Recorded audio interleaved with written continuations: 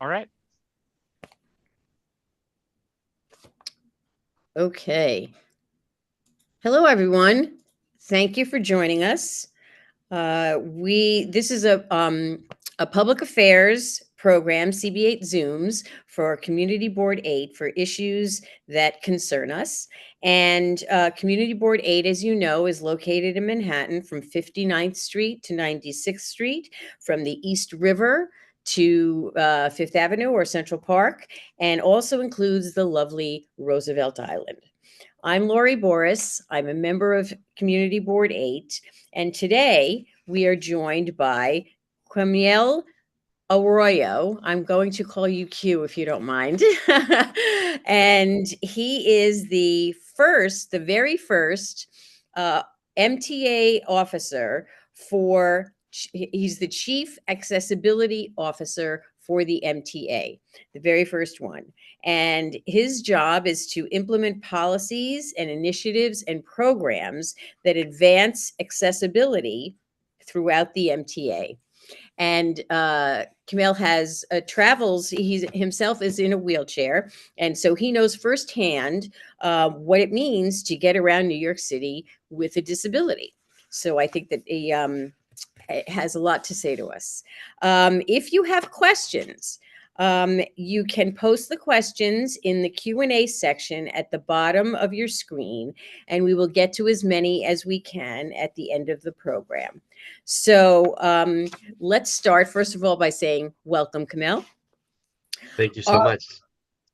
We will get into the specifics in a few minutes. But since you are the MTA's first Chief Accessibility Officer, how do you define the job? What do you hope to accomplish in your role as the Chief Accessibility Officer? Oh, that's a big question. The way that I define the job is very simple. My role here at the MTA as the first ever Chief Accessibility Officer is to provide our customers the tools that they need to have a successful interaction with us and the services that we provide. And the first thing I did when I got here was redefine accessibility and bifurcate disabilities with accessibility. I am not the first chief disability officer for the MTA. I am the first chief accessibility officer. And by definition, that means that my demographic, the stakeholders that I'm talking for, that I'm representing here at the MTA are quite broad. And they include our aging communities. We have over 1.5 million New Yorkers over the age of 65, our parents, with children and caregivers who go around the city with children in strollers, and we have over 130,000 births a year here in New York City. That's 130,000 births, 130,000 strollers hitting our pavements, entering our buses, our subway systems. And this year, we're expecting 65 million tourists. Those are all my constituents, my stakeholders, and I am representing them, creating more access in the transit system, including the railroads, of course. I'm so glad that you included children and parents in that in strollers, because when I was a young mother, I remember thinking that a stroller is really the equivalent of a wheelchair for a child, and so it's incumbent upon the MTA to kind of make it, accessible for them as well. So I'm really glad that you mentioned that. So let's start with the MTA buses. More than 20 years ago, when I was diagnosed with multiple sclerosis, I remember writing about being grateful for the city's buses because in 2000, I believe they were all accessible. And I had come to the city from a community in upstate New York where elected officials were still fighting about how to make their transportation system ADA compliant. And there was a really kind of vicious argument about the buses, which they were just fighting against making them accessible. So I was very grateful that I was living in New York and that we have an ADA compliant bus system. So are there any plans for improvements or changes to the bus system as we go forward? Well, I love this question, and I love the concept that you've already so beautifully laid out for me.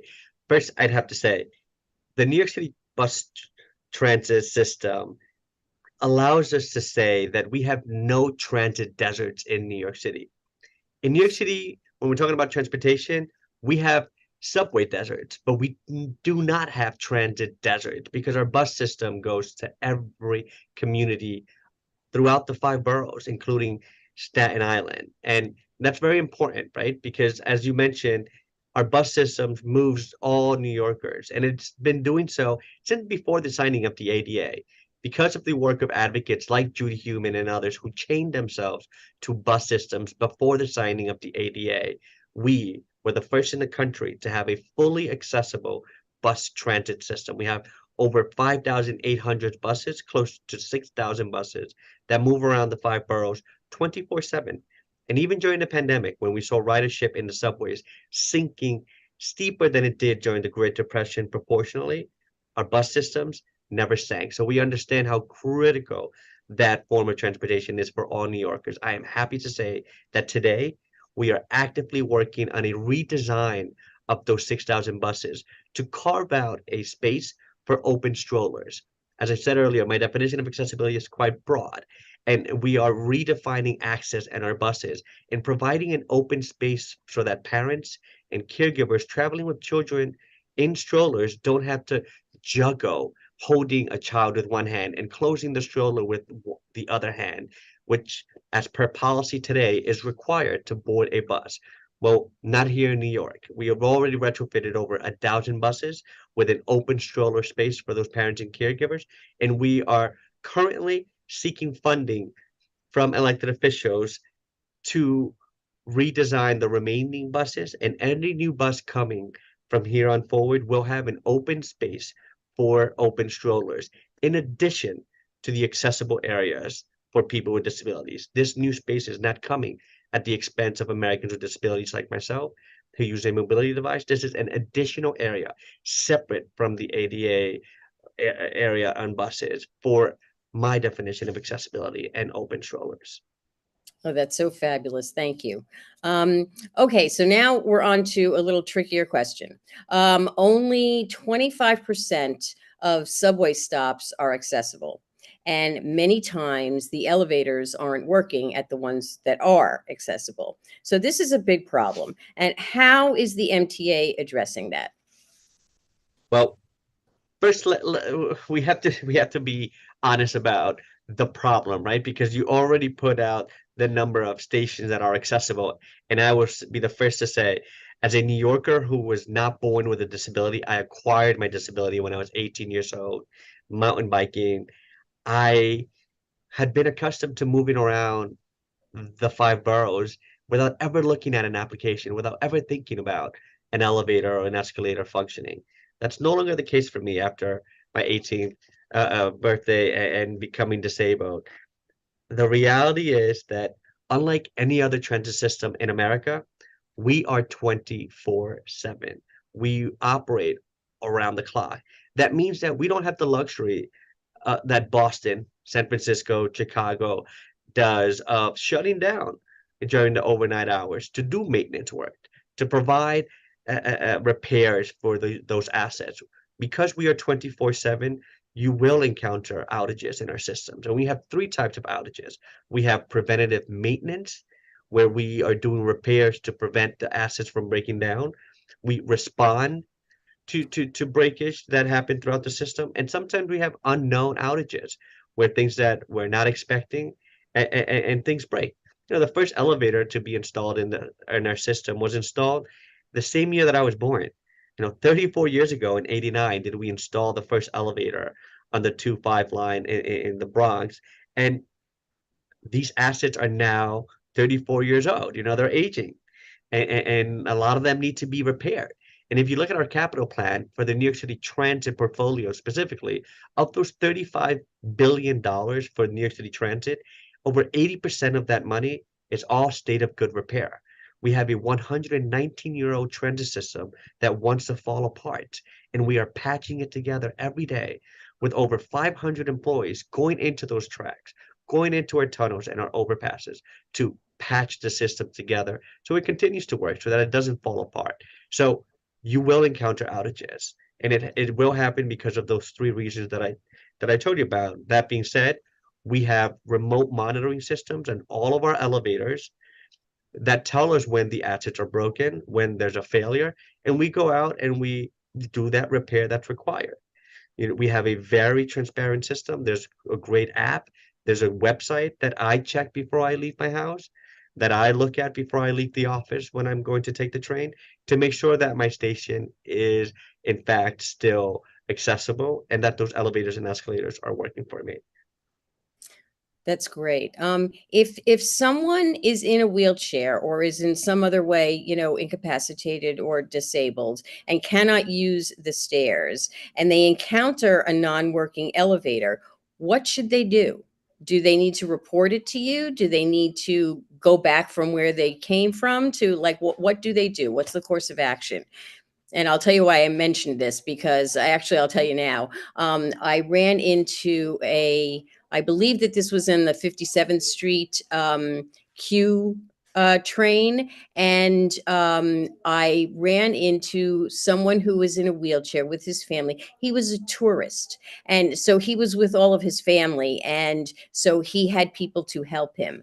But he was just sitting in front of this elevator that wasn't working, and I thought, oh my, I actually apologized to him. I said, I'm so sorry that this is, the way it is. What should somebody like that do? I mean, it was good that he had his family with him, but what do they need to do? So we're not supposed to have favorites, right? But I do have a favorite. One of my favorite tools, and remember I said my job here is to provide tools for success for our customers. One of my favorite tools that we've been deploying at all of our accessible stations is called the alt route signs, or alternative routing signs, in front of every elevator, either in the platform, a mezzanine, or the street. You will see a sign that tells you an alternative route, the most effective and efficient and nearby route for you to use mass transit when that elevator is broken. In the case of this person that you had encountered on 57th Street, if they were outside or down below, there would have been a signage depending on what direction they were going to tell them what the next accessible station is and their availability to get to that next stop to move around where they need to go. If they were on the street, it would direct them to either 49th Street, the next accessible station going south, or a bus route in the vicinity. So we are providing that information to all of our customers in our alternative route signage that we have in all of our elevators system wide. That's fabulous. That's great. Thank you. So what accessibility goals does the MTA have for the subway? I know that there's a plan for the future. Can you talk a little bit about that? Good thing. So June 22nd, 2022 is a very memorable day for me. It's a day where New York State made history with the disability community here in New York. Together, we reached a settlement for making the entire system accessible. Yes, it's a 30-year plan, and it's a 30-year plan because we are keeping the system in operation. Everyone who tells me, Q, you have so much money. Why is it going to take you 30 years? I said, well, because the second sentence out of anyone's mouth is do it faster, but not at my station. Don't interrupt my travel, not at my expense. So they want me to do all the change without ever impacting them. And when I hear that from 8 million New Yorkers, well, it's like tying our hands behind our backs. So in Yeah. order to keep the system moving, it'll take us that long to be able to do it safely and effectively without interrupting too much of the system. I like to say I only work on two things here in the MTA, and they are the two things New Yorkers hate. New Yorkers hate the status quo, and they hate change. Age. So it is my job to find that Yep. sweet spot and deliver the change that people want me to deliver without impacting them. Okay, great. You have a very tough job. Okay. So everything costs money, as we know. Where will the MTA get the money for the improvements? Well, this settlement that I just alluded to has earmarked a floor of $30 billion for accessibility here at the MTA over the next 30 years. That's investing a minimum of $30 billion a year. And our monies will come from the federal government, the state, and the city of New York. Those three have been our usual funders. When I got here, we celebrated zoning for accessibility, which is a new plan, a ratification to the building code that now requires any developer that's developing within 50 yards of a subway station to, by law, is required to come to the MTA and offer us an easement, a space in their building to connect to that transit system. When they add an elevator, an escalator, or another exit to that subway station, they get a bonus. They get a bonus to build higher or more density in their space than they normally would be allowed to. And that is a beautiful thing because now, for the first time in history, the MTA is not alone footing the bill for accessibility. We've now binded the construction community, the development community, to help us out in doing that. We are also looking for new pots of money. And one that we're very honest about is congestion pricing. Congestion pricing will be not only like building another central park for the city, building another lung in the reduction of carbon emission that it's supposed to deliver when 20 to 30% of fewer cars come into New York. And right now, just to give numbers to folks, we have over 750,000 vehicles coming into the central business district. That is huge. That is polluting our air. That is making it so that bus routes in New York City at times go slower than 4 miles an hour. You can run faster. I can wheel faster than that sometimes. And it's just terrible. Transit is stagnant. People aren't getting around. But even worse, our biggest need and service aren't getting to people who need them. And what I mean by that is ambulances aren't moving around, fire trucks aren't moving around. Or I just went to a public school earlier this year where I was principal for the day at the Urban Assembly School for Emergency Management, where the students are learning how to be first responders because the ambulance doesn't reach their neighborhood in a timely fashion. Students are learning EMS job because of how bad congestion has gotten in New York City. During the pandemic, you couldn't buy a vehicle in New York City. Everyone was sold out. You couldn't buy a vehicle because families bought cars like crazy, and we became the most congested city in America, where we are now all paying the price for that. And in order for me to say, get rid of that car, I have to deliver a better transit system. In order for me to deliver a better transit system, I need more money. I need a new pot of money to deliver us the funding that we need to continue the state of good repair plans that we have, to keep this asset that wants to fall apart in motion, to continue to expand the system and deliver more accessibilities for parents, caregivers, and tourists. I am, for the first time in history at the MTA, redesigning the fare array and making it so that those turnstiles can be reimagined.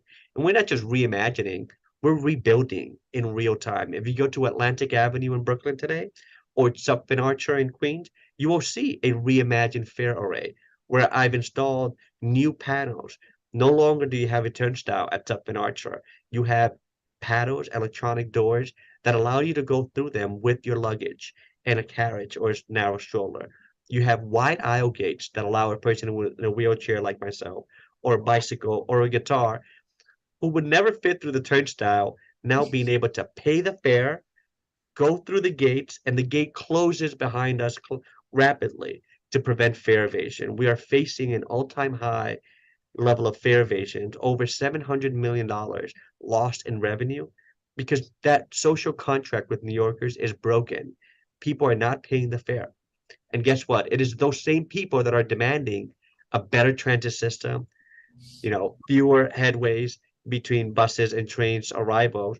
Well, if customers aren't paying their fare, if they're not doing their responsibility, I'm not going to have the money to deliver that system that they want. So Right. congestion pricing will help us create the change that New Yorkers want to see happen here in the city and deliver a more rapid transit system where buses do not move at 4 miles an hour, ambulances, the fire department, and police can get to where they're needed, and we're able to move New Yorkers with some dignity. Thank you. That was, let me just remind everyone that if you have questions for Q, put them in the Q&A at the bottom of your screen, and we will try to get to as many as we possibly can. Okay. So just continuing a little bit on the issue of congestion pricing. It's no secret that it's a very controversial topic, especially in our community board. There's been, I can't count the number of meetings that have gone on and on about this, and people are worried about accountability for starters, and what's my word, transparency. I'm sorry, transparency, because a lot of people have said, "Oh, well, how do we know that the MTA is going to like use that? How do we know it's going to go to the MTA?" Is there anything? I know you're not like a finance guy, but can you say anything that will reassure people that, like, yes, this is the money that you need and you will get it? Um, I don't work in finance here at the MTA. I do come from the finance sector, though. I used to work in investment banking for some time. And I tell you, if you want to see someone's priorities, follow the money. Yeah. And I say that, with a straight face, because here at the MTA, we have been very honest and transparent about how that money is going to be put to use. Next year, when we flip the switch on congestion pricing and start collecting revenues, we seek to bring in $1 billion from congestion pricing, which will then bond to make $15 billion. And that money is going directly into our capital budget to complete this capital plan, which is $55 billion strong.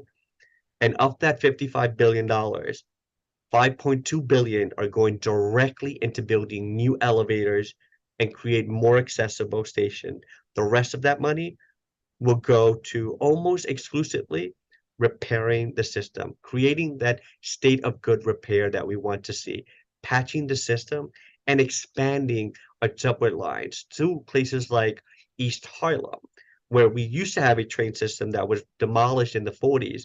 And that community is now the most transit dependent with the least service and access to transportation. And we're bringing back those lines. We're giving East Harlem the transportation that they once used to have. We're doing that with the Second Avenue expansion, where we're bringing the Q train from 96th Street up to 125th and Park Avenue. That is where this money is going to. And if you look at our capital plan that was released in 2020, you will see exactly what we're looking to fund in this capital plan. You will see the money is the 80% that's going to state of good repair, which will include replacing dozens of existing elevators and escalators and doing a lot of track work. Like I said, patching the system to keep New Yorkers moving. We have been very transparent on where this money is going. By law, it goes all to the MTA to deliver the transit system that New Yorkers want to see. Excellent.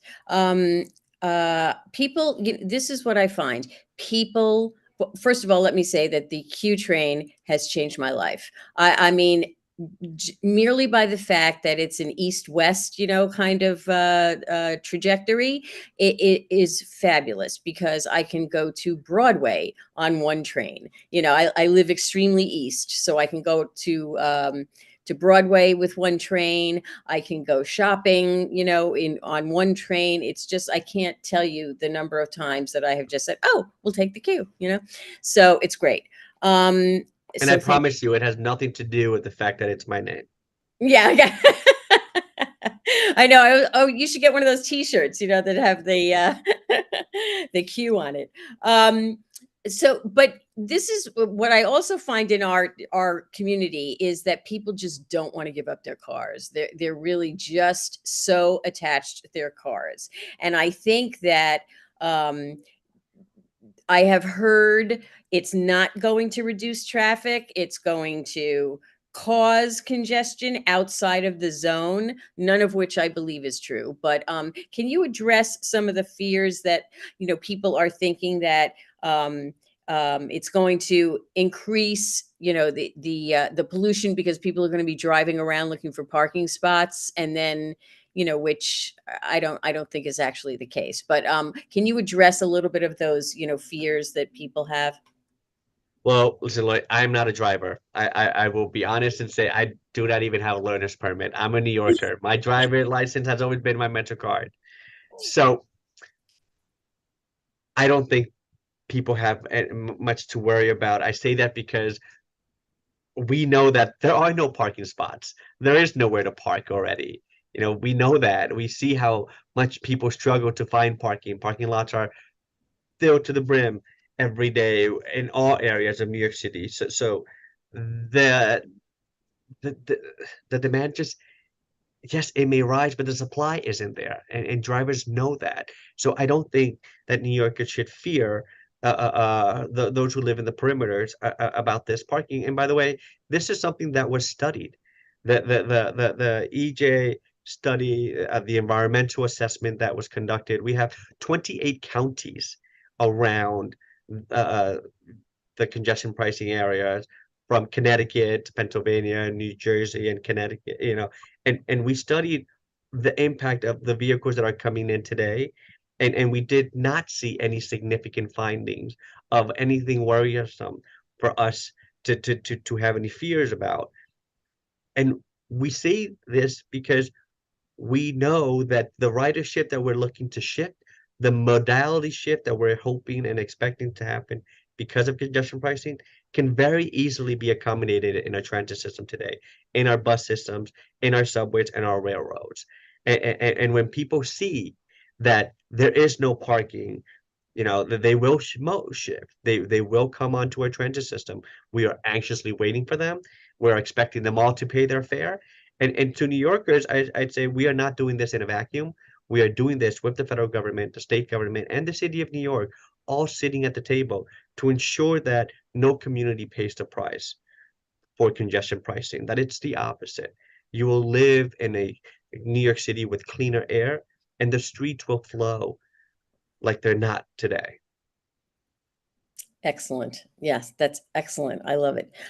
Okay, I am looking at the screen now, and I don't see a single question that anyone has posed. So I know that I'm not I'm not so thorough that I ask every question that anyone has. So I'll give you a few more minutes to put a question if you want to ask Quemuel something about congestion pricing or the subway system or accessibility in general.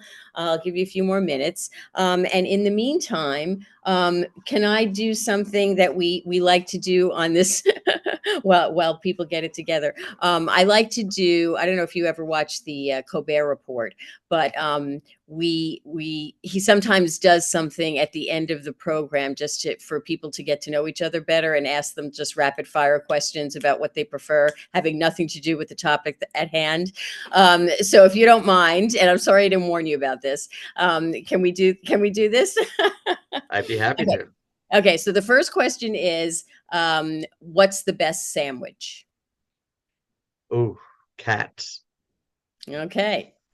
Cats has the best sandwiches. Okay. What type of sandwich though? What's like your Corned favorite? beef. Corned Corned beef beef. for me. Oh, I'm with you there. Okay. um, Still or sparkling water? Sparkling. Sparkling. And dogs or cats? Dogs. Okay.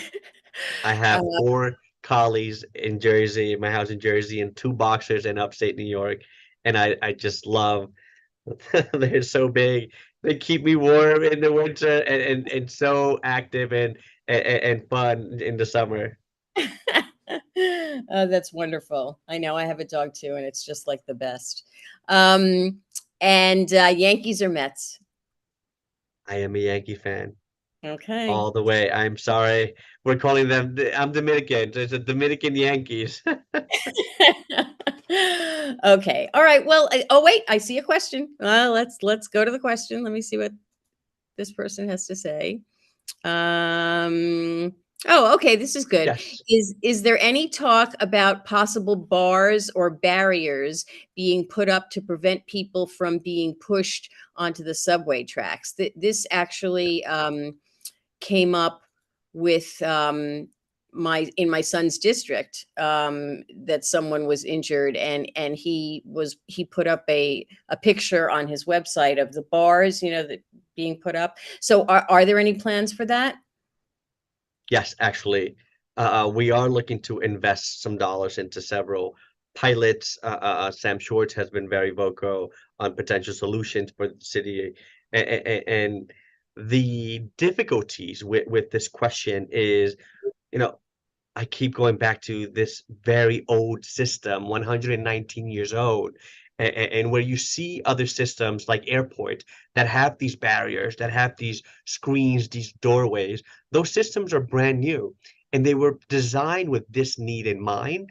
So you don't see narrow platforms like you see up and down Broadway and so many other stations. We did a study that told us that two-thirds of our stations are not able to accommodate any types of platform doors or screens at the edge because we don't have the width that it would require to install these types of barricades that people are looking for. However, we will be doing a test, a pilot at a number of stations that will be providing some types of gates where we do have the space for it.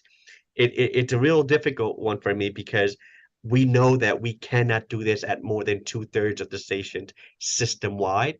And, our transit system has 472 stations, 702 when you add the railroads. But in the transit space, it's 472, and over two-thirds of those cannot accommodate these types of barriers. But we are going to look into them, and we will come up with some ideas that really try to address the fact that the design of a transit system is such that we have weight-bearing beams right at the edge. These are the columns that you see right at the edge of our platforms, and those columns are weight-bearing, meaning they cannot go away. We're holding the structures together, and because of those limitations in the ecosystem, the very infrastructure, we cannot install these at more locations. Okay. Well, I mean, I think something is better than nothing, so I'm happy to hear that you're going to do some sort of a testing of the barriers, because safety is just so important, and we want to encourage you to do that. And I know that I have done a little bit of traveling, and with I've been on other systems that have, that are just easy for people. I remember in Portland, I think it was, that the Portland system was like people got on and off the subway in wheelchairs all the time. It was just like really easy. But of course, that's a newer system, and I understand that. But I guess my question is, have we neglected the subway for so long that so that improvements that were available just didn't happen when they might have? When for like, I know that you can say it's 100-year-old, over 100-year-old system, but like what happened in the 50s and the 60s is like, did they not pay any attention to these issues coming along? I think that the platform width and the demand and the volume that was designed for in the 50s and the 60s never anticipated the level of ridership that we have today. Prior to the pandemic, we were moving 8 million people a day. You know, Yeah. we have over a million New Yorkers with disabilities. We have our paratransit system doing 33,000 trips a day here in New York. And I think no one could have anticipated this demand on our ridership. And the same can be said about housing. And the same can be said about our brown water treatment. Lori, how long have we been talking about the third tunnel for DEP to bring water to New York? Because the demand is just gone way above and beyond what anyone can anticipate it. New York was not designed for this level of inhabitants that we see today, and I think these are all the byproducts of that failure of interest and foresight of the number of people that we have here in the city. I would say accessibility was completely neglected by everyone who came before us. The disability community really did get the short end of the stick, and we were the redheaded stepchild. And that's why you see the system that is so brutally inaccessible. And for the first time in the history of the MTA, this administration is not placating the community. It's saying, stay at the table, continue to push us, but we are making a financial commitment to you of what we're going to do, not only in dollars, but also in number of stations that we're looking to make accessible every year for the next 30 years, so that you hold us accountable, not to a lofty goal or well intentions. Hold us accountable to the numbers that we told you that we were going to deliver, and hold us accountable to the investments that we said we were going to put to this need. And with Jan Oliver, with Kathy Hochul, and Eric Adams at the table, we are delivering. And appointing you, a person with a disability, is also part of that. I mean, I think that is a very big statement from the MTA, that like we are taking this thing seriously. And I thank you for all of your work. I remember that when I saw, this is probably a movie you've seen, Crip Camp, and the most impactful scene in that movie. And by the way, I recommend everybody see that movie. It's called Crip Camp. It was nominated for an Academy Award a few years ago. And the scene that just knocked me off my feet was when one of the campers was crawling up the steps of the MTA, and it just, I mean, like to see someone who, I don't think he had any legs, and he was pulling himself up the steps. It was just, I mean, it was so impactful. So I recommend that everybody see that film. It's just amazing. It is, and thank you so much, Lori, for that shout out and the recommendation of the film, which I agree is amazing. But Americans with disabilities remain the second largest overeducated, underemployed demographics in America, second only to African American women. Overeducated, underemployed, and I think we live in a society where disabilities is confused for inability, and that is such a shame. I know that uh, uh, um, your son is in the tech world and tech space, but I'll say this: people with disabilities are the first hackers. We are the first hackers out here, and I say that because we constantly wake up to a world where nothing is designed for us. So we have to hack everything, from the toothpaste to the toothbrush to our clothing. Nothing is designed for us. We are hacking spaces left and right, and every system would benefit from having a non-compliant body, a non-conforming person sitting at the table, reminding them of others. I have a big fight with Da Vinci in his creation of the Vitruvian Men, and this ideology that there's a universal prototypical body form that doesn't exist, that isn't real, and it doesn't allow for the human experience, which I call, from birth to death, to move around space with grace. And that's why we live in a world where design doesn't have the needs of these non-compliant bodies in place. But I see we have another question here. It's about the recording, and will it be available later on, Lori? Okay, yes, the answer is yes. This will be available after, it'll take us a couple of days to get it edited and fixed up. But the entire program or webinar will be available on our YouTube channel and on our website, CB8 dot cb8m.com. Okay, www.cb8m.com. But So, Lori, you asked me a question earlier that I want to get a little bit more specific about congestion pricing in your community. mhm. CB8. CB8 is getting a lot of love in this capital plan. We are finally doing 68th Street and making that station accessible, not only for those students at Hunter College, but for all those New Yorkers, particularly the aging New Yorkers.